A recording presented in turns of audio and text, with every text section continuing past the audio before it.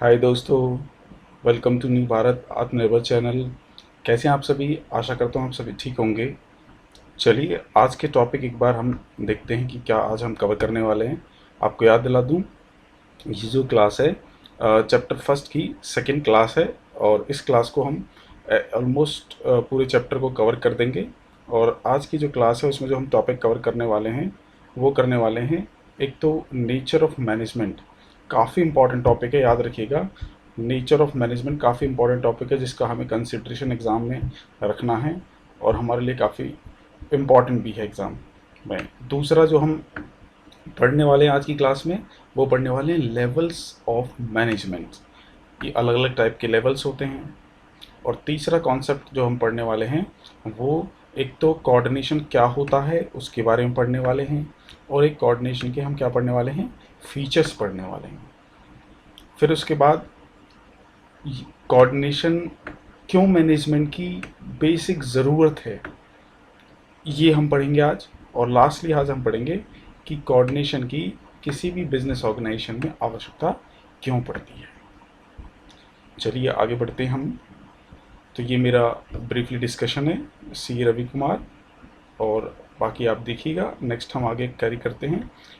अगर आपको ये वीडियो पसंद आएगी तो प्लीज़ इसे लाइक, सब्सक्राइब और शेयर करिएगा मैक्सिमम टू मैक्सिमम स्टूडेंट्स को। ओके, चलिए आज की क्लास स्टार्ट करते हैं। तो एक बार मैं आपको क्विक ग्लांस देना चाहूँगा कि जो हमने फर्स्ट क्लास करी थी उसमें हमने क्या क्या कवर कर लिया है। तो उसके अंदर हमने एक तो जो मैनेजमेंट की डेफिनेशन है उसको कंप्लीट कर लिया है। दूसरा, एफिशिएंसी और इफेक्टिवनेस में क्या अंतर होता है वो कर लिया है। आपको हल्का से याद दिला दूँ, इफेक्टिवनेस में टाइम को देखा जाता है और एफिशिएंसी में हम देखते हैं किसको, कॉस्ट को देखते हैं। उसके बाद जो अगला टॉपिक हमने कवर किया था, कैरेक्टरिस्टिक पढ़े थे हमने मैनेजमेंट के। तो मैनेजमेंट के क्या कैरेक्टरिस्टिक थे कि ये गोल ओरिएंटेड होता है, परवेसिव होता है, हर टाइप की एक्टिविटीज़ में फॉलो होता है, कॉन्टिन्यूस प्रोसेस है, ग्रुप एफर्ट्स इसमें रिक्वायर्ड होता है। एंड लास्टली हमने पढ़ा था कि ये एक डायनेमिक फंक्शन होता है। देर आफ्टर अगर हम बात करें, जो सबसे एंड पॉइंट था इसमें वो इंटेंजिबल फोर्स था। फिर हमने ऑब्जेक्टिव पढ़े थे मैनेजमेंट के। तो हमने देखे थे कि तीन टाइप के हमारे ऑब्जेक्टिव होते हैं। एक तो ऑर्गेनाइजेशनल ऑब्जेक्टिव होते हैं, एक हम लोग के सोशल ऑब्जेक्टिव होते हैं, एक हम लोगों के पर्सनल ऑब्जेक्टिव होते हैं। उसके बाद इसी क्लास में जो हमने पढ़ा था, लास्ट जो टॉपिक था फर्स्ट क्लास का, वो इम्पोर्टेंस थी किस चीज़ की, मैनेजमेंट की। तो वो क्या थी कि जो मैनेजमेंट होता है, एक तो ऑर्गेनाइजेशन गोल को अचीव करने में मदद करता है। जो मैनेजमेंट होता है वो ऑर्गेनाइजेशन की एफिशिएंसी इंप्रूव करता है। मैनेजमेंट जो होता है वो ऑर्गेनाइजेशन को डायनेमिक बनाता है। मैनेजमेंट जो होता है वो ऑर्गेनाइजेशन के जो एम्प्लॉयज़ होते हैं उनके ऑब्जेक्टिव को मदद करने में मदद करता है। और लास्ट हमने देखा था कि जो मैनेजमेंट होता है हमारी ओवरऑल जो सोसाइटी होती है उसको इम्प्रूव करता है। तो ये दो टॉपिक हम लोग ने वीडियो फर्स्ट में कर लिए थे, जो कि पार्ट वन था हमारा। और आज की जो क्लास है वो डेडिकेटेड है हमारी सबसे पहले टॉपिक को, नेचर ऑफ मैनेजमेंट। तो आप ध्यान से देखिए कि मैनेजमेंट को तीन टाइप से क्लासिफाइड करने की बात करी गई है कि मैनेजमेंट आर्ट है क्या। दूसरा जो क्वेश्चन हमारे सामने आता है जिसे हमें ध्यान रखना है, क्या मैनेजमेंट साइंस है। और तीसरा जो क्वेश्चन है इसी सेगमेंट के अंदर, क्या मैनेजमेंट प्रोफेशन है। तो हमें आज की क्लास में नेचर में यही जानना है कि इनफैक्ट मैनेजमेंट क्या है, मैनेजमेंट आर्ट है, क्या मैनेजमेंट साइंस है, क्या मैनेजमेंट प्रोफेशन है। तो चलिए दोस्तों बढ़ते हैं और ये देखते हैं कि मैनेजमेंट क्या कंसीडर करता है और एक्चुअल में उसका नेचर क्या है। तो सबसे पहले उसके लिए हम जानते हैं कि कोई भी चीज़ आर्ट कब होती है। तो ये बताते हैं कि देखिए, आर्ट का मतलब होता है कोई भी चीज़ की कला आना और उस कला को अपने हिसाब से अप्लाई करना। मतलब जैसे आपको कोई ज्ञान है, आपको एग्जिस्टिंग नॉलेज है, उस एग्जिस्टिंग नॉलेज को अपने हिसाब से, अपने तरीके से अप्लाई करना, अपने गोल को हासिल करने के लिए क्या कहलाता है, आर्ट कहलाता है। तो अब ज़रा हम ये देखते हैं कि मैनेजमेंट आर्ट है या नहीं है। एक बार मैं दोबारा से रिपीट कर रहा हूँ कि आर्ट्स का मतलब होता है कि जो भी हमारे पास नॉलेज है, ज्ञान है, उस नॉलेज को हम अपने हिसाब से जब अप्लाई करते हैं अपने गोल को हासिल करने के लिए, तो उस चीज़ को हम क्या कहते हैं? आर्ट कहते हैं। तो देखते हैं कि मैनेजमेंट आर्ट है या नहीं। सबसे पहले आर्ट्स होने के लिए क्या होना चाहिए? हमारे पास थ्योरेटिकल नॉलेज होनी चाहिए। हमारे पास क्या होनी चाहिए? Theoretical knowledge. तो जैसे कि इन्होंने बताया कि आर्ट्स को होने के लिए हमारे पास एक सिस्टमैटिक स्टडी मटेरियल और नॉलेज होना चाहिए जो कि हमें ज्ञान दे। तो याद रखें, और हमने देखा है जैसे कि हमने इस चैप्टर में पढ़ा भी था कि मैनेजमेंट एक सिस्टमैटिक नॉलेज है किस चीज़ की? डिफरेंट फंक्शन ऑफ मैनेजमेंट की, जिसमें हम चीज़ों को प्रॉपर तरीके से मैनेज करने की बात करते हैं। इसका मतलब क्या हुआ? इसका मतलब ये हुआ कि जो मैनेजमेंट है उसमें थ्योरेटिकल नॉलेज एग्जिस्ट करती है। तो ये वाला पॉइंट हमारा मैच करता है।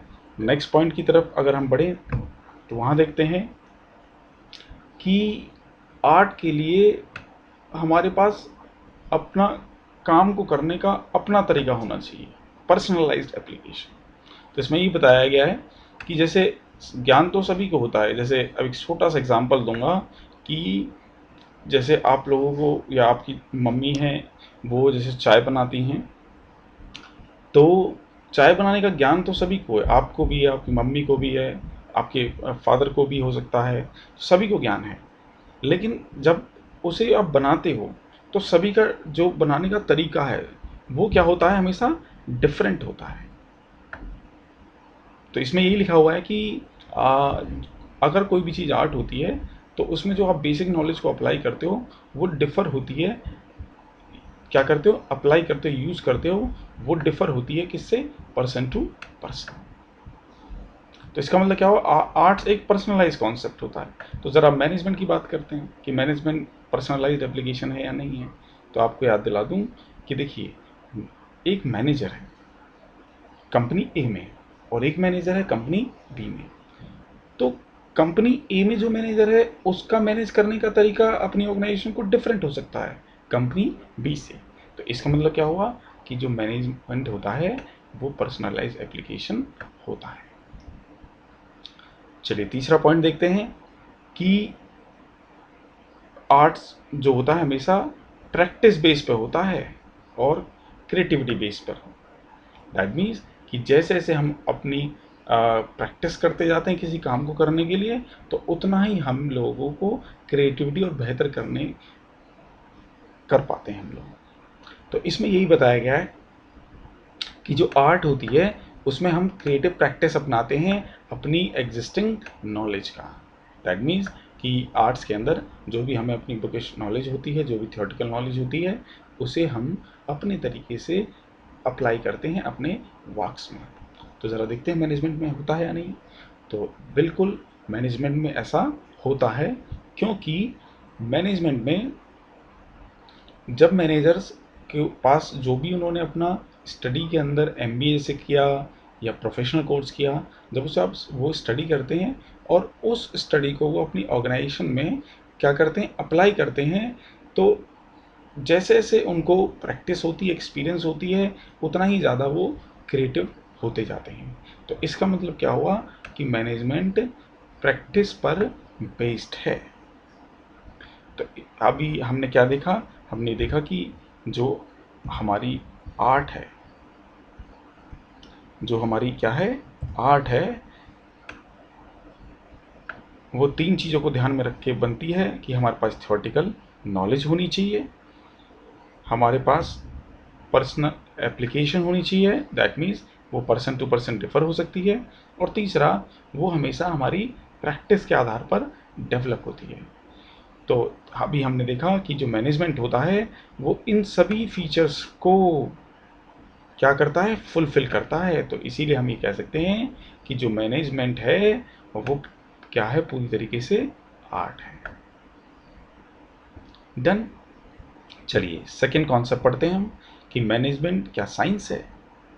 तो उसके लिए भी बिल्कुल उसी तरीके से हम करेंगे कि कोई भी चीज़ अगर साइंस होती है तो उसका आधार क्या होता है। तो कहते हैं कि देखो साइंस जो होती है वो किसी भी चीज़ की एक सिस्टमैटिक नॉलेज होती है, और वो सिस्टमैटिक नॉलेज हमेशा एक्सपेरिमेंट्स और ट्रुथ पर बेस्ड होती है। किस पे बेस्ड होती है? एक्सपेरिमेंट एंड ट्रुथ पे। और तीसरी बात उसमें ये बताई जाती है कि उस चीज़ को हम कहीं भी अगर अप्लाई करेंगे, टेस्ट करेंगे, तो हमेशा उसका जो रिजल्ट आएगा वो सेम आएगा, यूनिवर्स आएगा।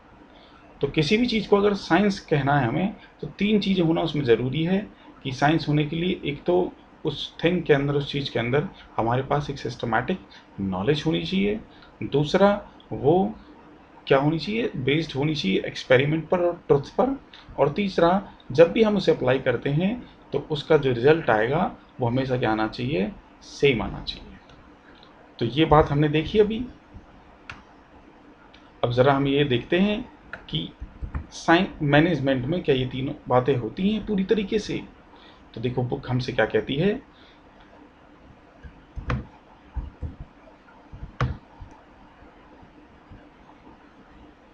तो जैसा कि हमने देखा कि आर्ट्स होने के लिए हमारे पास क्या होनी चाहिए? एक सिस्टमैटिक नॉलेज होनी चाहिए। दूसरा, साइंस होने के लिए सारी चीज़ें एक्सपेरिमेंट और ऑब्जर्वेशन पे बेस्ड होती हैं। और तीसरा, आपने देखा कि जब हम उसे अप्लाई करते हैं साइंटिफिक प्रिंसिपल को, साइंटिफिक रूल्स को, तो उनकी जो रिजल्ट आते हैं वो हमेशा टाइम बेस पे क्या आते हैं? सेम आते हैं, जब भी हम उसे क्या करेंगे? रिपीट करेंगे। तो ये बताते हैं कि देखो, जो मैनेजमेंट होता है वो पूरी तरीके से एग्जैक्टली साइंस नहीं होता है। तो इसीलिए हम कह सकते हैं कि जो मैनेजमेंट है ना, वो पूरी तरीके से साइंस नहीं है। कैसे नहीं है? देखो क्या बताते हैं। देखिए, मैनेजमेंट में हमारे पास क्या होता है? नॉलेज होती है, नो डाउट।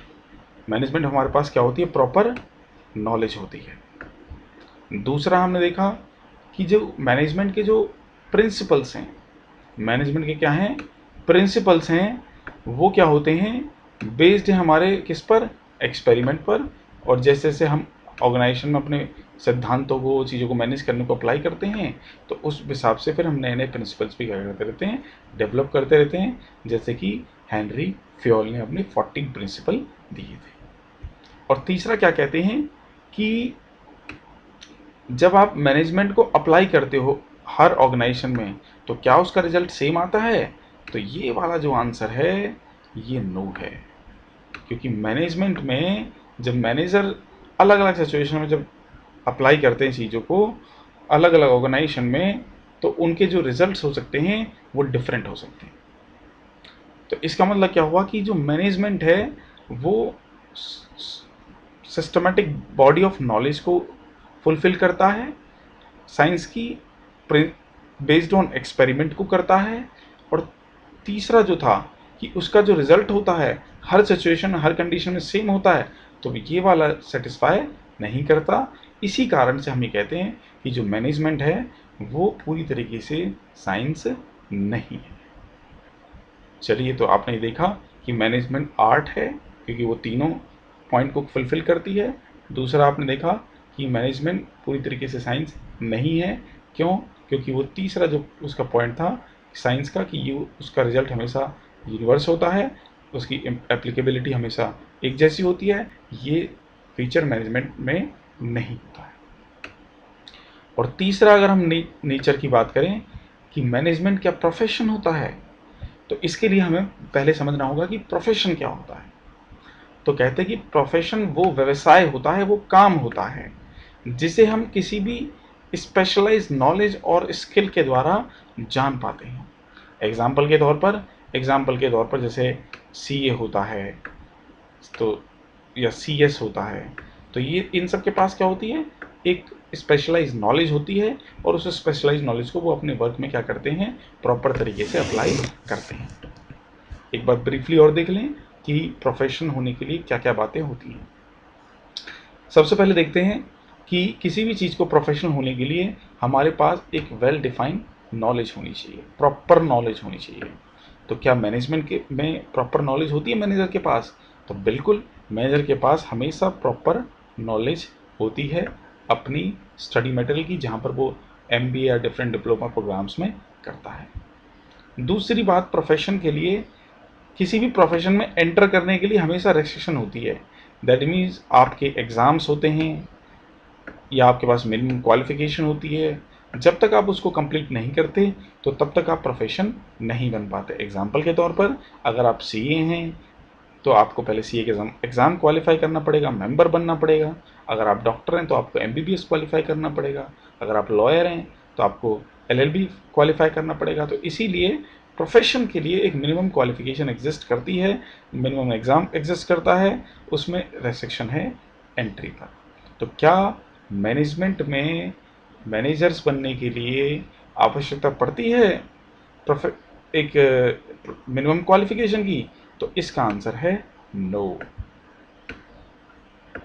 इसका मतलब क्या हुआ? इसका मतलब हुआ कि ग्रेजुएट भी या 12th पास भी या एमबीए भी क्या बन सकता है? ऑर्गेनाइजेशन में मैनेजमेंट का पार्ट बन सकता है। तो इसका मतलब कंक्लूजन क्या निकला कि मैनेजमेंट प्रोफेशन नहीं है। किस पॉइंट पर? रेस्ट्रिक्टेड पॉइंट पर, that is minimum qualification point पर। तीसरे पॉइंट पर आते हैं कि प्रोफेशन होने के लिए एक पर्सन को किसी भी प्रोफेशन एसोसिएशन से अटैच होना चाहिए, मतलब वो मेंबर होना चाहिए। सारे ही प्रोफेशनल जो होते हैं वो किसी ना किसी एसोसिएशन के, अपनी प्रोफेशनल एसोसिएशन के क्या होते हैं? मेंबर होते हैं। जैसे सीए की बात करें तो वो आईसीआई का मेंबर होता है, ठीक है। लॉयर की बात करें तो वो बार काउंसिल ऑफ इंडिया का मेंबर होता है। एमबीबीएस की बात, डॉक्टर की बात करें तो आईएमए, इंडियन मेडिकल एसोसिएशन का होता है, इंडियन मेडिकल काउंसिल का होता है। तो इसीलिए बोला गया कि जितने भी प्रोफेशन होते हैं वो हमेशा किसी ना किसी प्रोफेशनल एसोसिएशन से क्या होते हैं? संगठित होते हैं, अटैच्ड होते हैं। तो क्या मैनेजमेंट में ऐसा होता है? तो इसका जवाब है पूरी तरीके से ऐसा नहीं होता है।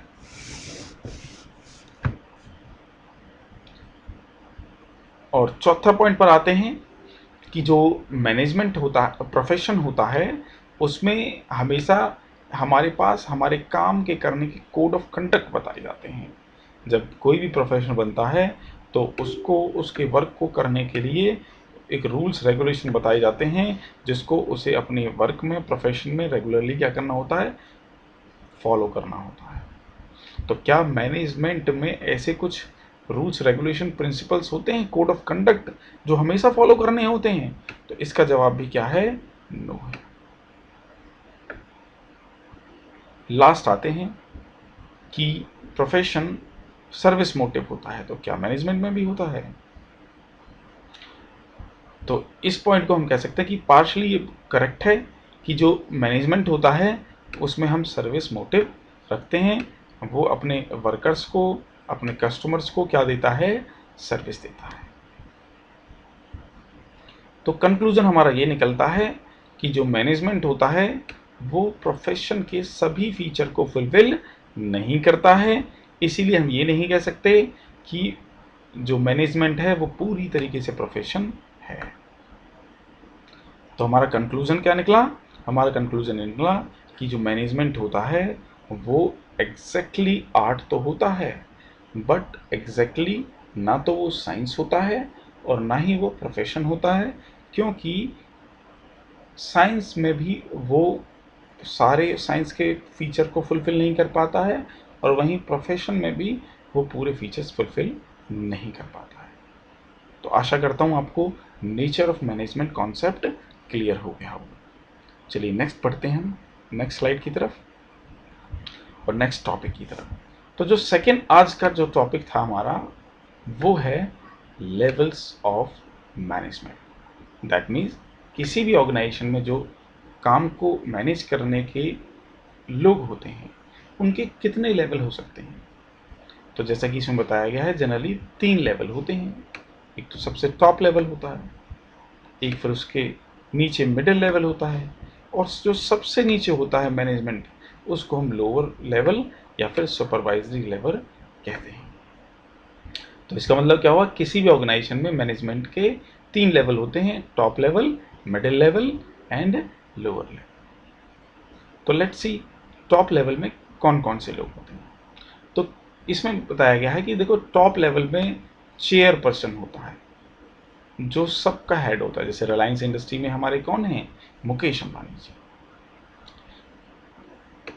टॉप मैनेजमेंट में और क्या इंक्लूड होता है? चीफ एग्जीक्यूटिव ऑफिसर्स हो सकते हैं, चीफ ऑपरेटिंग ऑफिसर हो सकते हैं, या फिर चीफ फाइनेंशियल ऑफिसर हो सकते हैं।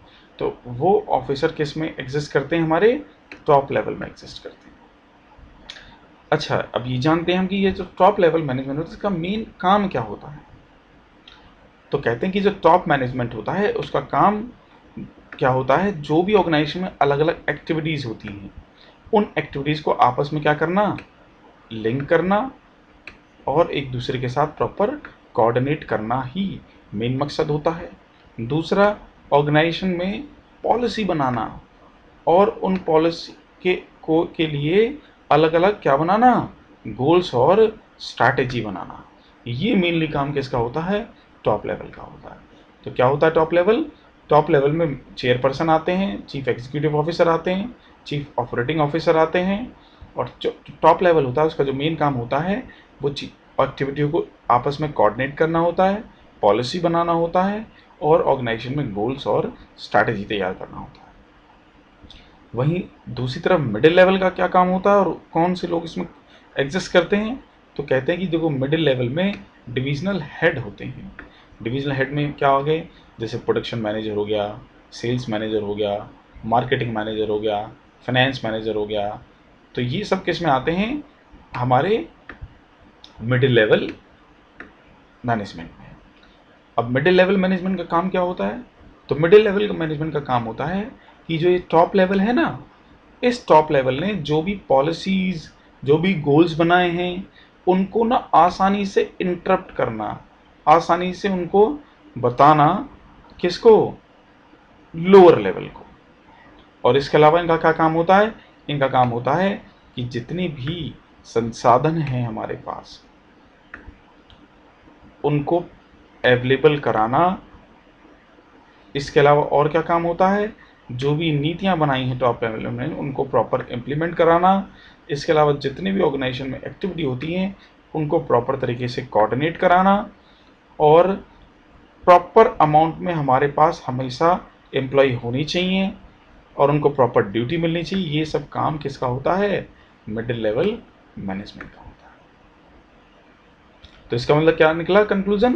कंक्लूजन निकला कि देखो टॉप लेवल मैनेजमेंट पॉलिसी बनाता है, मिडिल लेवल मैनेजमेंट उन पॉलिसी को क्या करता है? इम्प्लीमेंट कराता है, और तीसरा, इम्प्लीमेंट नहीं कहेंगे, सॉरी, इसे क्या कहेंगे? जो मिडिल लेवल मैनेजमेंट होता है उन पॉलिसीज को इंटरप्ट करता है और टेक्निकली लेवल पे इम्प्लीमेंट कराने की कोशिश करता है। किसके थ्रू? लोअर लेवल मैनेजमेंट के थ्रू। तो ज़रा देखते हैं अभी हम कि हमारा लोअर लेवल क्या करता है। तो आप देखेंगे, सबसे पहले तो ये देखते हैं लोअर लेवल में होते कौन लोग हैं।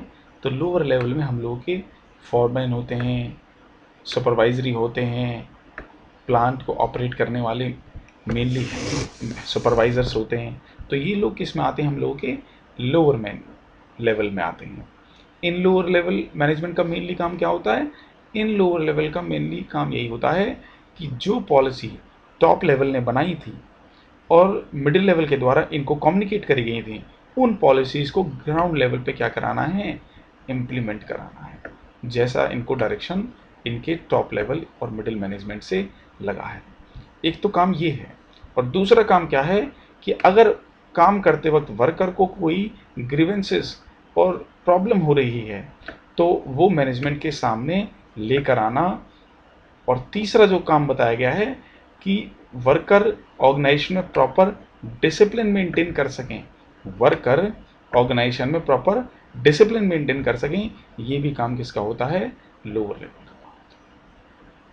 तो आप जान गए आई थिंक कि जो टॉप लेवल होता है उसमें हमारे चेयरपर्सन होते हैं, हेड होते हैं, और उनका जो काम होता है पॉलिसी बनाना होता है, एक्टिविटीज़ को इंटीग्रेट करना होता है, गोल्स बनाना होता है। वहीं दूसरी तरफ मिडिल लेवल मैनेजमेंट जो होता है उसमें डिवीज़न के हेड्स होते हैं, ऑपरेशंस के मैनेजर्स होते हैं, फाइनेंस मैनेजर्स होते हैं। उनका काम क्या होता है कि जो भी टॉप मैनेजमेंट ने पॉलिसी बनाई है उनको समझना और समझाना, और साथ साथ में प्रॉपर संसाधन हमेशा मेंटेन रखना और अपने एम्प्लॉयज़ को ड्यूटी असाइन करते रहना। और जो लोअर लेवल है उसमें हमारे सुपरवाइज़र, फॉरमैन, प्लांट हेड आते हैं, और ये लोग क्या करते हैं, जो भी पॉलिसी टॉप लेवल और मिडिल लेवल के द्वारा इम्प्लीमेंट कराने की बात कही गई है उन पॉलिसी को इम्प्लीमेंट कराना, और अगर वर्कर को कोई इशू आता है तो उसको मैनेजमेंट के सामने प्रस्तुत करना। और तीसरा बात थी कि प्रॉपर एनवायरनमेंट और डिसिप्लिन मेंटेन करके रखना वर्कर के बीच में। तो ये हम लोगों का टॉपिक था mainly, that is level of management. तीसरा एक ब्रीफली टॉपिक है, वैसे ये पूरी ही बुक कैरी करेगी इसे, फंक्शन ऑफ मैनेजमेंट। मैनेजमेंट के कार्य क्या हैं? तो जैसा कि हमने जब मैनेजमेंट की डेफिनेशन पढ़ी थी तो आपने देखा था कि मैनेजमेंट जितने भी फंक्शंस होते हैं ऑर्गेनाइजेशन में, दैट इज़ प्लानिंग का फंक्शन काम होता है, ऑर्गेनाइजिंग का काम होता है, स्टाफिंग का काम होता है, डायरेक्टिंग का काम होता है, कंट्रोलिंग का काम होता है। तो ये सारे काम किसके द्वारा किए जाते हैं? ऑर्गेनाइजेशन में मैनेजमेंट के माध्यम से किए जाते हैं। अब ज़रा एक ब्रीफली देख लेते हैं। वैसे ही हमारे पास अलग अलग चैप्टर हैं, जैसे आप आगे बढ़ेंगे और तो हमारी वीडियो आगे बढ़ेंगी तो आप देखेंगे प्लानिंग अपने आप में एक चैप्टर है, ऑर्गेनाइजिंग अपने आप में एक चैप्टर है, स्टाफिंग अपने आप में एक चैप्टर है, ठीक है। ऐसे ही डायरेक्टिंग एक चैप्टर है और हमारे पास कंट्रोलिंग एक चैप्टर है। तो इन चीज़ों को हम डिटेल में तो चैप्टर वाइज कवर करेंगे ही करेंगे। एक ब्रीफली ग्लैंस ले लेते हैं कि प्लानिंग क्या होता है। तो कहते हैं कि प्लानिंग क्या होता है कि जब भी किसी भी चीज़ को हम एडवांस में डिसाइड कर लेते हैं कि हमको फ्यूचर में क्या करना है, फ्यूचर में उसे कैसे करना है, तो वो चीज़ क्या कहलाती है हम लोगों की? वो चीज़ हम लोगों की प्लानिंग कहलाती है। ऑर्गेनाइजिंग क्या कहलाती है? थोड़ा सा इसे देख लें क्योंकि एग्जाम में डेफिनेशन पूछ ली जाती है इसकी कि ऑर्गेनाइजिंग क्या होता है, एग्जाम के लिए इंपॉर्टेंट है। तो ऑर्गेनाइजिंग का मतलब होता है ड्यूटीज बन असाइन करना, लोगों को वर्क डिफाइन करना, अथॉरिटीज बनाना, रिसोर्सेज को अलोकेट करना किसी भी ऑब्जेक्टिव को हासिल करने के लिए। तो ऑर्गेनाइजिंग में क्या होता है? ऑर्गेनाइजिंग में ऑर्गेनाइजेशन का स्ट्रक्चर डेवलप किया जाता है कि लोग क्या काम करेंगे, कैसे काम करेंगे, किसको क्या पावर मिलनी चाहिए किसी पर्टिकुलर काम को करने के लिए। तो ये सब किस में डिसाइड किया जाता है? ऑर्गेनाइजिंग में डिसाइड किया जाता है। तीसरा आता है स्टाफिंग। तो स्टाफिंग में हम क्या करते हैं? लोगों का रिक्रूटमेंट करते हैं, राइट पीपल को हमेशा राइट जॉब पर रखते हैं जिससे ऑर्गेनाइजेशन में प्रॉपर स्पेशलाइजेशन मेंटेन रहे। चौथा क्या आता है कि डायरेक्टिंग क्या होता है? तो डायरेक्टिंग में mainly leading, that is leadership quality आती है, इन्फ्लुएंसिंग क्वालिटी आती है, मोटिवेटिंग क्वालिटी आती है। और ये सब किसको किया जाता है? ऑर्गेनाइजेशन में काम कर रहे एम्प्लॉयज़ को। क्यों किया जाता है? कि जो एम्प्लॉय को काम मिला है उस काम को वो प्रॉपर तरीके से क्या कर पाएँ? परफॉर्म कर पाएँ। तो डायरेक्टिंग क्या होता है कि डायरेक्टिंग में जो मैनेजमेंट होता है वो एम्प्लॉयज़ को लीड करता है, और अगर उनके वर्क में कोई इशू आता है तो उनको गाइड करता है, और अगर वो डीमोटिवेटेड होते हैं तो अलग अलग इंसेंटिव देकर, रिस्पेक्ट देकर, रिकॉग्निशन देकर उनको क्या करता है? मोटिवेट करता है, जिससे जो भी काम उन्हें मिला है उसको वो प्रॉपर तरीके से कर पाएँ। ये काम डायरेक्टिंग में होता है। और अंतिम आता है कंट्रोलिंग। कंट्रोलिंग जैसे कि आप जानते हैं मॉनिटरिंग होती है। मॉनिटरिंग का मतलब क्या होता है कि जो इसमें मैनेजमेंट क्या करता है, जो भी वर्कर को काम मिला है, एम्प्लॉय को जो काम मिला है, उनको देखता है कि क्या वो काम प्रॉपर तरीके से हो पाया, जो भी हमने गोल सेट करे हैं उसके अकॉर्डिंगली। अगर उस तरीके से ऑर्गेनाइजेशन की परफॉर्मेंस नहीं हुई है तो फिर नेसेसरी एक्शन मैनेजमेंट के द्वारा लिए जाते हैं। तो इस तरीके से मैनेजमेंट 5 रूप के कार्य करता है। मैनेजमेंट फ्यूचर के गोल्स क्रिएट करता है, मैनेजमेंट ड्यूटी असाइन करता है, मैनेजमेंट लोगों को रिक्रूट करता है, मैनेजमेंट डायरेक्टिंग करता है, गाइड करता है, और अंतिम देखा मैनेजमेंट ओवरऑल मैनेजमेंट ऑर्गेनाइजेशन को कंट्रोल करके रखता है। तो ये हमारा टॉपिक हो गया फंक्शन ऑफ मैनेजमेंट। ठीक है, तो अभी तक क्या पढ़ लिया हमने? तो अभी तक अगर आज की क्लास को अगर हम देखें तो एक तो हमने नेचर ऑफ मैनेजमेंट पढ़ लिया, जिसमें हमने देखा कि मैनेजमेंट आर्ट होता है। फिर देखा हमने मैनेजमेंट पूरी तरीके से साइंस नहीं होता है। तीसरा हमने देखा मैनेजमेंट प्रोफेशन होता है। फिर हमने देखा लेवल ऑफ मैनेजमेंट, 3 टाइप के लेवल होते हैं, top, middle and lower level. और फिर आज का जो लास्ट टॉपिक हम पढ़ने वाले हैं। उससे पहले एक बार और मैं आपको याद दिला दूँ, हमने एक और चीज़ पढ़ी थी, फंक्शन ऑफ मैनेजमेंट, की मैनेजमेंट क्या क्या काम करता है। तो आज का लास्ट टॉपिक की तरफ हम बढ़ते हैं, जो एग्ज़ाम के पॉइंट से काफ़ी इम्पॉर्टेंट है, जिसे हम किस नाम से जानते हैं, कोऑर्डिनेशन के नाम से जानते हैं।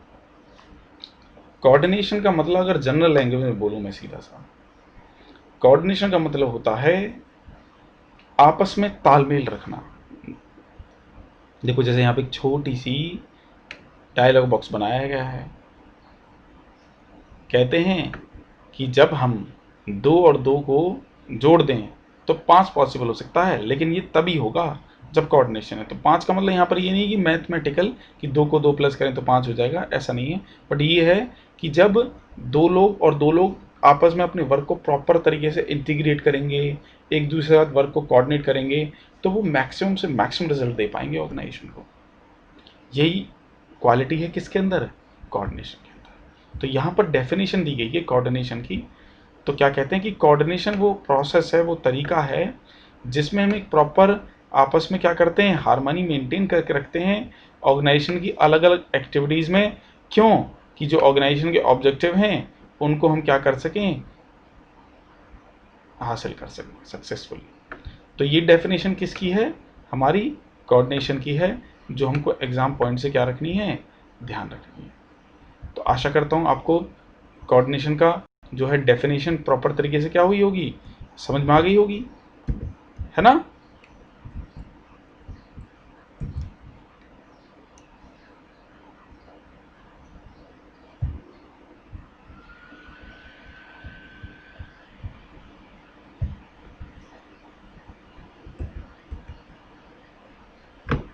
माफ़ कीजिएगा, थोड़ा सा भी एरर आ गया था। आगे बढ़ते हैं। तो हमने कोऑर्डिनेशन की डेफिनेशन को तो कैरी कर लिया, क्या कर समझा हमने। तो हमने अभी देखा कि जो कोऑर्डिनेशन होता है वो क्या होता है, प्रोसेस होता है जिसमें हम क्या करते हैं, एक प्रॉपर एनवायरनमेंट मेंटेन करके रखते हैं, आपस में तालमेल मेंटेन करके रखते हैं अलग अलग डिपार्टमेंट के बीच में, अलग अलग एक्टिविटी के बीच में, जिससे जो भी ऑर्गेनाइजेशन के उद्देश्य हैं, ऑब्जेक्टिव हैं, उन्हें सक्सेसफुली हम क्या कर सकें, हासिल कर सकें। वो चीज़ क्या कहलाती है हम लोगों की, वो चीज़ हम लोग की कोऑर्डिनेशन कहलाती है।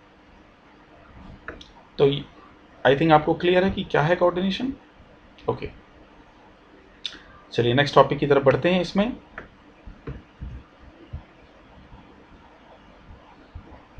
नेक्स्ट टॉपिक है हमारा कि कोऑर्डिनेशन के कैरेक्टरिस्टिक क्या हैं। इसको हम ये भी कह सकते हैं कि कोऑर्डिनेशन के फीचर्स क्या हैं। तो एक एक करके हम क्विक करते हैं इसे थोड़ा सा भी। देखो इसमें लिखा है कि कोऑर्डिनेशन जो होता है लिंक करता है किसको, ग्रुप्स के एफर्ट्स को। ग्रुप्स के एफर्ट्स को मतलब क्या है यहाँ पर, तो देखो इसमें क्या लिखा है कि देखो ऑर्गेनाइजेशन के गोल को हासिल करने के लिए, ऑब्जेक्टिव को हासिल करने के लिए सभी लोग का एफर्ट ज़रूरी होता है। सभी लोग का मतलब सेल्स टीम का भी, फाइनेंस टीम का भी, प्रोडक्शन टीम का भी, सभी का ज़रूरत होता है। तो हमें हमेशा महसूस होती है और मैनेजमेंट को भी महसूस होती है कि इन्हीं सभी एफर्ट्स में आपस में क्या होना चाहिए, एक कोऑर्डिनेशन होना चाहिए। तो मैनेजमेंट के माध्यम से ऑर्गेनाइजेशन में क्या किया जाता है, अलग अलग जो एफर्ट्स हैं उनमें आपस में क्या किया जाता है, प्रॉपर कोऑर्डिनेट किया जाता है। डन। तो इसको हम बोलते हैं कोऑर्डिनेट। ऑर्गेनाइजेशन में होने वाले सभी एफर्ट्स को आपस में क्या करता है, इंटीग्रेट करता है, लिंक करता है ऑर्गेनाइजेशनल ऑब्जेक्टिव को हासिल करने के लिए।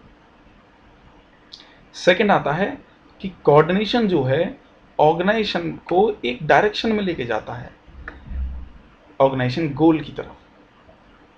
तो इस पॉइंट को ब्रीफली हम देखते हैं। कहते हैं कि देखो कोऑर्डिनेशन जो है वो एक यूनिटी डायरेक्शन क्रिएट करता है, एक तरफ लेकर जाता है ऑर्गेनाइजेशन के सभी एक्शन को। इसका मतलब क्या हुआ कि देखिए जब ऑर्गेनाइजेशन की अलग अलग एक्टिविटीज़ होती हैं, सेल्स एक्टिविटी हो रही है, परचेजिंग एक्टिविटी हो रही है, तो जैसे हमारे मान लीजिए हमारा ये टारगेट है कि ऑर्गेनाइजेशन में इस साल हमें दैट इज़ 1000 यूनिट्स सेल करनी है। तो उसके लिए क्या चाहिए, सबसे पहले तो हमें 1000 के लिए पैसा चाहिए, फिर हमें मटेरियल चाहिए, फिर उस मटेरियल का प्रोडक्शन चाहिए, फिर उसके बाद उसकी मार्केटिंग चाहिए, और फिर उसका एक्चुअली हम लोग प्रॉपर तरीके से सेल कर पाएंगे। तो ये जो सारे एक्शन होंगे ऑर्गेनाइजेशन में, तो ये ज़रूरी है कि ये यूनाइट हों, एक जैसे हों, दैट इज़ हर कोई 1000 यूनिट्स के लिए काम करे। तो कोऑर्डिनेशन मदद करती है इन एक्शंस को प्रॉपर तरीके से इंटीग्रेट करने में। तो आई थिंक आपको ये पॉइंट क्लियर हो गया होगा। तीसरे पॉइंट की तरफ आते हैं कि कोऑर्डिनेशन एक कॉन्टिन्यूस प्रोसेस है। जैसे आपने देखा ना, मैनेजमेंट एक कॉन्टिन्यूस प्रोसेस है, सेम कोऑर्डिनेशन भी क्या है, एक कॉन्टिन्यूस प्रोसेस है।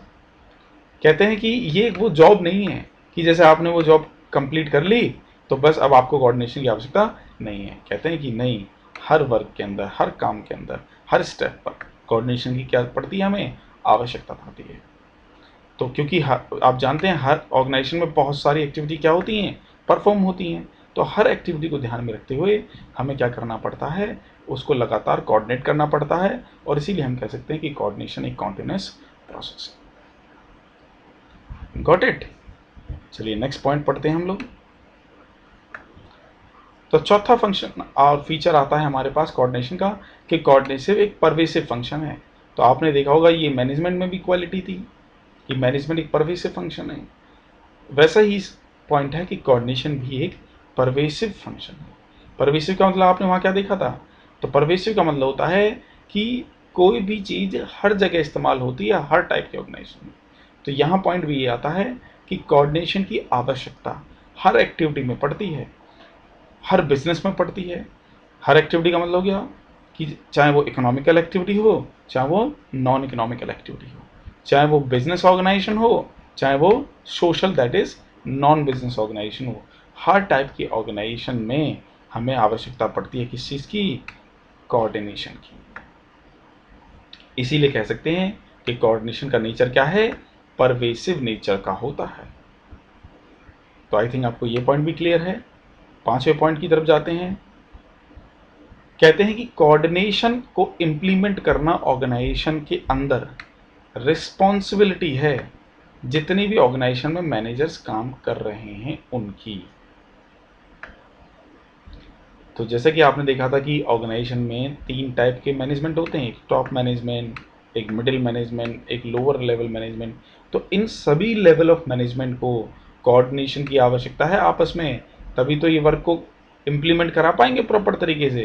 कैसे कि देखो, टॉप लेवल मिडिल लेवल को पॉलिसी बताएगा, मिडिल लेवल उन्हें इंटरप्ट करेगा, कम्युनिकेट करेगा, लोअर लेवल को, लोअर लेवल फिर उन्हें इम्प्लीमेंट कराएगा प्रॉपर तरीके से उन पॉलिसी नीतियों को ग्राउंड लेवल पे। बट इसके लिए प्रॉपर क्या चाहिए? कोऑर्डिनेशन चाहिए। तो इस कोऑर्डिनेशन को इम्प्लीमेंट करने की मेनली रिस्पॉन्सिबिलिटी किसकी हो गई? कि जो हर लेवल के मैनेजर्स होते हैं उनकी रिस्पॉन्सिबिलिटी होती है। तो ये पॉइंट भी क्लियर हो गया। अब छठे पॉइंट की तरफ आते हैं जो कि लास्ट है, फीचर किसका? कोऑर्डिनेशन का। क्वेश्चन आता है हमारे सामने कि कोऑर्डिनेशन डेलिबरेटिव है। डेलिबरेटिव का मतलब होता है कि किसी भी ऑर्गेनाइजेशन में कोऑर्डिनेशन ऑटोमेटिकली डेवलप नहीं होता है।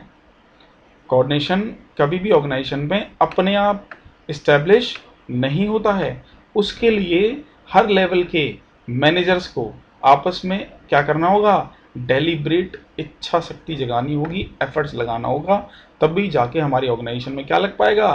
प्रॉपर कोऑर्डिनेशन लग पाएगा। देखो ये इनको इन्होंने एक एग्जाम्पल से समझाया है कि देखो एक टीचर है, वो चाहता है कि वो बेहतर तरीके से पढ़ाए, सभी टीचर मिलकर बेहतर तरीके से पढ़ाएं। तो इसको इन्होंने क्या डिफाइन करा है? कॉपरेशन डिफाइन करा है। इसको अभी समझेंगे कि कॉपरेशन क्या होता है। तो पहले इस एग्जाम्पल को हम समझ लें कि देखो एक टीचर है और वो सारे टीचर क्या करना चाहते हैं? इफेक्टिवली तरीके से पढ़ाना चाहते हैं। बट मान लो कि अभी हमारा टाइम टेबल ही प्रॉपर तरीके से प्रिपेयर नहीं हुआ है। मतलब साइंस वाला टीचर, मैथ वाला टीचर, इंग्लिश वाला टीचर, कॉमर्स वाला टीचर, ये अभी इनके जो टाइम टेबल है वो आपस में कोऑर्डिनेट नहीं कर रहे हैं। कभी किसी का पीरियड आ जाता है, कभी किसी का पीरियड एक दूसरे से लिंक हो जाता है। तो उसी तरीके से फिर प्रॉपर क्लास नहीं हो पा रही है, प्रॉपर क्लास अरेंज्ड नहीं हो पा रही है। और ये क्यों हो पा रहा है? क्योंकि हमारी उस स्कूल ऑर्गेनाइजेशन में प्रॉपर कोऑर्डिनेशन क्या है? नहीं है, लैक है, उसकी कमी है। तो इन्होंने एग्जाम्पल समझा दिया। अब तो कोऑर्डिनेशन आपको क्लियर हो गया, ये डिफरेंस भी क्लियर हो गया हमको कि देखो कोऑर्डिनेशन होता है वो ऑटोमेटिकली स्टैब्लिश नहीं होता, उसके लिए हमें अपना एफर्ट्स लगाने पड़ते हैं, डेलिब्रेट एफर्ट्स लगाने पड़ते हैं। वहीं कॉपरेशन की बात करें कि कॉपरेशन क्या होता है, तो कॉपरेशन कहते हैं कि कॉपरेशन जब भी हमारी काम करने की कोई इच्छा होती है एक साथ, तो वो अपने आप ही क्या हो जाता है, स्टैब्लिश हो जाता है। तो एफर्टलेसली मतलब हमें उसके लिए कोई अलग से एफर्ट नहीं लगाना होता, जब भी हमारी इच्छा होती है एक दूसरे के साथ काम करने की, तो वो ऑटोमेटिकली क्या हो जाता है, इम्प्लीमेंट हो जाता है। तो डिफरेंस क्या निकला मेनली कि कोऑर्डिनेशन एक डेलिब्रेटिव फंक्शन है और कॉपरेशन एक क्या है, कॉपरेशन एक एफर्टलेसली फंक्शन है। कोऑर्डिनेशन हमें इम्प्लीमेंट कराना होता है और कोऑपरेशन ऑटोमेटिकली इम्प्लीमेंट हो जाता है ऑर्गेनाइजेशन में, अगर हमारी डिजायर है एक साथ काम करने की। तो आई थिंक क्लियर हो गया आपको। तो ये सारे हमारे क्या थे, फीचर थे कि कोऑर्डिनेशन एक ग्रुप एफर्ट होता है, कोऑर्डिनेशन यूनिटी ऑफ एक्शन को एग्जिस्ट करता है, कोऑर्डिनेशन कॉन्टिन्यूस प्रोसेस है, कोऑर्डिनेशन हर लेवल पे फॉलो होता है, कोऑर्डिनेशन हर लेवल के मैनेजर की रिस्पॉन्सिबिलिटी इंप्लीमेंट कराना, और कोऑर्डिनेशन डेलिबरेटली इंप्लीमेंट होता है ऑर्गेनाइजेशन में, ऑटोमेटिकली नहीं होता। अब नेक्स्ट क्वेश्चन आता है हमारे पास कि क्या मैनेजमेंट की जरूरत है कोऑर्डिनेशन। क्वेश्चन है essence of management, that is क्या ऑर्गेनाइजेशन में प्रॉपर मैनेजमेंट रखने के लिए, क्या रखने के लिए, प्रॉपर मैनेजमेंट रखने के लिए क्या कोऑर्डिनेशन की आवश्यकता है। तो जैसा कि आप लोगों ने अभी देखा और पढ़ा कि मैनेजमेंट चाहे वो टॉप हो, लोअर हो या मिडिल मैनेजमेंट हो, हर लेवल के मैनेजमेंट को अपनी एक्टिविटीज़ को, वर्क को परफॉर्म करने के लिए प्रॉपर कोऑर्डिनेट करना होता है। तो शॉर्टली हम इसका आंसर तो दे सकते हैं 1 मिनट में कि yes it is true, coordination essence है, ज़रूरत है प्रॉपर मैनेजमेंट की। जैसा कि यहाँ पर बॉक्स में लिखा भी हुआ है कि जो भी मैनेजमेंट के फंक्शन होते हैं, जैसे कि आपने देखा 5 होते हैं, planning, organising, staffing, directing, controlling, ये पांचों के पांचों फंक्शन कहते हैं कभी भी कंप्लीट नहीं हो पाएंगे बिना कोऑर्डिनेशन के। तो इन पांचों फंक्शंस ऑफ मैनेजमेंट को प्रॉपर तरीके से परफॉर्म करने के लिए कोऑर्डिनेशन की आवश्यकता इनके अंदर पड़ती है। तो चलिए इसको एक बार ब्रीफली हम देख लेते हैं। ओके, ये वाला जो टॉपिक जो आपको बताया जा रहा है, ये टॉपिक एग्जाम पॉइंट से उतना इंपॉर्टेंट नहीं है, बट कैरी हम करते हैं इसे। तो पहला है कोऑर्डिनेशन की आवश्यकता प्लानिंग में पड़ती है, यस। कोऑर्डिनेशन की आवश्यकता ऑर्गेनाइजिंग पड़ती है, यस। कोऑर्डिनेशन की आवश्यकता स्टाफिंग में पड़ती है, इसका भी आंसर यस। कोऑर्डिनेशन की आवश्यकता डायरेक्टिंग में पड़ती है, इसका भी आंसर यस है। और कोऑर्डिनेशन की आवश्यकता कंट्रोलिंग में पड़ती है, इसका भी आंसर यस है। देखिए कुछ ज़्यादा इसमें हमें एग्जाम पॉइंट में नहीं लिखना, देखो सिंपल लिखा हुआ है कि जब भी हमें या मैनेजमेंट को प्लानिंग करनी होती है, तो हर प्लानिंग की एक्टिविटी में प्रॉपर क्या करना पड़ता है, कोऑर्डिनेशन रखना पड़ता है। बस इतना आप याद रखें। नेक्स्ट है ऑर्गेनाइजिंग। तो आपने देखा था कि ऑर्गेनाइजिंग में हम क्या करते हैं, लोगों को ड्यूटी असाइन करते हैं। तो इसमें यही लिखा हुआ है कि जब भी हम ऑर्गेनाइजेशन के काम करते हैं तो मैनेजर को ये ध्यान रखना है कि सभी कामों के अंदर प्रॉपर तरीके से क्या हो, कोऑर्डिनेट स्टैब्लिश हो, सभी डिपार्टमेंट के बीच में आप प्रॉपर कोऑर्डिनेट स्टैब्लिश हो। तीसरा है coordination and staffing, that means right person को राइट प्लेस पर अपॉइंट करने के लिए और प्रॉपर सभी पोस्ट को प्रॉपर फॉलो करने के लिए, फिलअप करने के लिए मैनेजर को हमेशा क्या करना है, प्रॉपर कोऑर्डिनेशन रखना है अपनी एक्टिविटीज़ के अंदर। ऐसा नहीं होना चाहिए कि 2 पर्सन एक ही प्लेस पर रिक्रूट कर दिए गए या अलॉट कर दिए गए, तो उसमें फिर कोऑर्डिनेशन नहीं, तो उसे प्रॉपर तरीके से क्या करना पड़ेगा, ध्यान रखना पड़ेगा। चौथा आता है कि कोऑर्डिनेशन एंड डायरेक्टिंग। तो डायरेक्टिंग में आपने देखा था कि जो मैनेजमेंट होता है वो क्या करता है, गाइड करता है, डायरेक्ट करता है, इंटरप्ट करता है, मोटिवेट करता है, किसको, एम्प्लॉयज़ को, वर्कर को, जो ऑर्गेनाइजेशन में वर्कर क्या कर रहे थे, काम कर रहे होते हैं। तो इस पॉइंट में यही लिखा हुआ है कि जितने भी मैनेजर्स होते हैं जब वो ऑर्डर देते हैं या इंस्ट्रक्शन देते हैं अपने सबॉर्डिनेट को, तो उसमें आपको प्रॉपर कोऑर्डिनेशन रखना है। दैट मीन्स कि एक बार में एक जूनियर को, दैट इज सबॉर्डिनेट को, एक ऑफिसर से ही क्या मिलना चाहिए, ऑर्डर मिलना चाहिए, वरना वो अपना काम प्रॉपर परफॉर्म नहीं कर पाएगा। तो इसीलिए प्रॉपर कोऑर्डिनेशन की आवश्यकता पड़ती है किसमें, डायरेक्टिंग। और पांचवा पॉइंट आता है कि कोऑर्डिनेशन की ज़रूरत कंट्रोलिंग में है क्या, तो इसका भी आंसर यस है।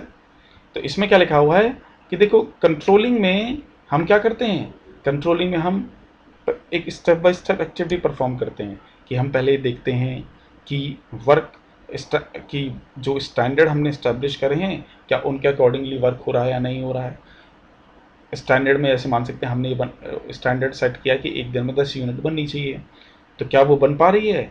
अगर वो नहीं बन पा रही है तो उसके लिए फिर नेसेसरी एक्शन क्या लिए जाते हैं, मैनेजमेंट के द्वारा लिए जाते हैं। तो ये सब बिना कोऑर्डिनेशन के परफॉर्म नहीं हो सकता। तो इसीलिए हम 100% ट्रूली स्टैंड होके कह सकते हैं कि कोऑर्डिनेशन मैनेजमेंट के फंक्शन को परफॉर्म करने की बेसिक नेसेसिटी है। Got it. और लास्ट एक समराइज क्वेश्चन आता है हमारे पास, कोऑर्डिनेशन हर लेवल ऑफ मैनेजमेंट पर आवश्यकता है क्या इसकी। तो यस, हमने देखा इसका आंसर हम ब्रीफली हम पढ़ सकते हैं, इसका आंसर हम ट्रूली कह सकते हैं यस, हर लेवल के मैनेजमेंट को कोऑर्डिनेशन की आवश्यकता होती है अपने अपने वर्क को प्रॉपर तरीके से परफॉर्म करने की। Got it. तो अभी हमने कोऑर्डिनेशन में क्या क्या पॉइंट पढ़ लिया, तो एक तो हमने कोऑर्डिनेशन का कॉन्सेप्ट पढ़ लिया, एक तो हमने कोऑर्डिनेशन क्या पढ़ लिया, कॉन्सेप्ट दैट इज मीनिंग पढ़ लिया, फिर हमने कोऑर्डिनेशन के कैरेक्टरिस्टिक पढ़ लिए, फिर हमने कोऑर्डिनेशन की क्या पढ़ ली, ज़रूरत समझ ली मैनेजमेंट में। और लास्ट जो आज का टॉपिक है, एग्ज़ाम पॉइंट से ये टॉपिक अगेन मैं कहूँगा इम्पॉर्टेंट है, बट रिपीट ही है कहीं ना कहीं, कि इम्पोर्टेंस क्या है कोऑर्डिनेशन की, why there is a need of coordination in any organisation. मतलब कि किसी भी ऑर्गेनाइजेशन में, संस्था में कोऑर्डिनेशन की आवश्यकता ही क्यों है, इसका जवाब हमें लास्टली जाना, और इसी को हम बोलते हैं importance, benefit, merits of coordination. तो जल्दी से हम देखते हैं, ज़्यादा बड़ा टॉपिक ये नहीं है एग्जाम पॉइंट से, 4 पॉइंट है हमारे पास कि एक तो है साइज ऑफ ऑर्गेनाइजेशन, एक है फंक्शनल डिफरेंशिएशन, एक है स्पेशलाइजेशन, और लास्ट है इंटरडिपेंडेंस ऑफ डिफरेंट प्रोसेसेस। एक एक करके हम जल्दी समझते हैं इसे। देखिए, कह रहे हैं कि नाउ डे क्या हो रहा है, जो बिजनेस का जो साइज होता है वो डे बाय डे क्या होता जा रहा है, बढ़ता जा रहा है। बिजनेस का साइज डे बाय डे क्या होता जा रहा है, बढ़ता जा रहा है। और उनके जो ऑपरेशन है कि पहले वो एक दिन में 1 लाख यूनिट बनाते थे, आज हो सकता है उनके 3 लाख का उन्होंने टारगेट सेट कर रखा हो। उसी हिसाब से फिर उनको ज़्यादा से ज़्यादा एम्प्लॉय की भी आवश्यकता होती है। तो और जैसे कि आप जानते हैं जितने भी लोग ऑर्गेनाइजेशन में होते हैं, हर व्यक्ति का अपना अपना इंटरेस्ट होता है, काम करने का अपना अपना तरीका होता है। तो हमें आवश्यकता है, मैनेजमेंट को ये आवश्यकता है कि जितने भी ऑर्गेनाइजेशन में पर्सन हैं, इनका इंटरेस्ट एक कॉमन इंटरेस्ट रहे, इनका इंटरेस्ट एक क्या रहे, कॉमन इंटरेस्ट रहे, और प्रॉपर इनकी एक्टिविटीज़ में, इनके वर्क में क्या मेंटेन रहे, कोऑर्डिनेशन मेंटेन रहे। तभी हम अपने जो गोल्स हैं उनको timely, that is effectively and efficiently हासिल कर पाएंगे। तो इसीलिए हम ये कह सकते हैं कि जैसे जैसे बिजनेस का साइज बढ़ता जा रहा है, ऑर्गेनाइजेशन में एम्प्लॉयज़ बढ़ते आ रहे हैं, उनके इंटरेस्ट डिफरेंट होते हैं, तो उनको प्रॉपर मैनेज करने के लिए, जिससे ऑर्गेनाइजेशन का गोल हासिल हो सके, हमें कोऑर्डिनेशन की आवश्यकता पड़ती है। नेक्स्ट आता है फंक्शनल डिफरेंशिएशन। तो इसमें क्या बताया गया है, इसमें बताया गया कि देखो किसी भी ऑर्गेनाइजेशन में अलग अलग डिपार्टमेंट होते हैं, जैसे सेल्स डिपार्टमेंट हो गया, परचेज डिपार्टमेंट, मैन्युफैक्चरिंग डिपार्टमेंट हो गया। हर डिपार्टमेंट का जो इंटरेस्ट होता है वो अलग अलग होता है। दैट इज सेल्स का इंटरेस्ट है कि मुझे सेल करना है, परचेज का मुझे बस खरीदना है, प्रोडक्शन का कि भाई मुझे बस चीज़ों को उत्पादन करना है बस। तो ये जो इंटरेस्ट होते हैं इनके, कभी कभी ये इंटरेस्ट आपस में क्या कर जाते हैं, रिसोर्सेज के लिए क्लैश कर जाते हैं। दैट इज सेल्स मैनेजर चाहता है मुझे सबसे पहले पैसा मिले मैनेजमेंट से, परचेज मैनेजर चाहता है मुझे पैसा मिले। तो ये जो क्लैश हैं आपस में उनके इंटरेस्ट के, ये कभी कभी ऑर्गेनाइजेशन के जो गोल्स होते हैं, ऑर्गेनाइजेशन के जो अचीवमेंट होते हैं, गोल्स होते हैं, उनके लिए बड़ा रुकावट पैदा हो जाते हैं, हिंड्रेंस पैदा होते हैं। तो इन क्लैश को ख़त्म करने के लिए, इन मतलब प्रॉब्लम्स को ख़त्म करने के लिए डिपार्टमेंट्स के बीच में प्रॉपर कोऑर्डिनेशन इस्टेब्लिश करना ज़रूरी है। तो इसीलिए हमें कोऑर्डिनेशन की आवश्यकता पड़ती है डिपार्टमेंट को कोऑर्डिनेट करने के लिए। तीसरा और चौथा पॉइंट है हमारे पास स्पेशलाइजेशन।